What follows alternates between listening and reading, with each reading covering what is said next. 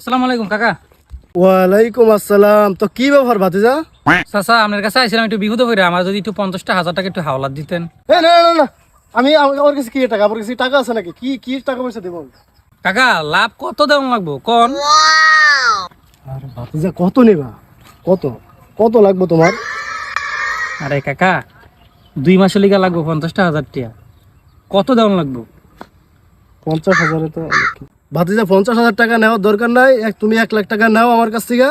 2 মাসে তুমি আমারে 10,000 টাকা দিয়ে দিও। এটা তোমার জন্য আমি ছাড় দিলাম, ঠিক আছে? বাবালা এই না কইলেন টেয়া নেই আপনার কাছে। আচ্ছা যাই হোক, বেশি নিলে কি আপনি আমার সুদ কম নিবেন? কাকা আমি বিপদে আছি, আমার আপনি 50,000ই দেন, আর সুদ আপনি 2,000 টাকা নিয়েন। আমার কসুর খবর নিয়ে আইছো মিয়া।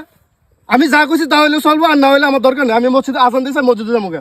ঠিক আছে, আমার দরকার নেই। তো তোমার উপকার করার আমার দরকার নেই। কি আসলে ইমানদার না বেঈমানদার আমি তো কিছুই বুঝি না। আপনাকে এলাকায় আসেনি এমন বদমাশ লোক? থাকলে একটু কমেন্টে কইেন।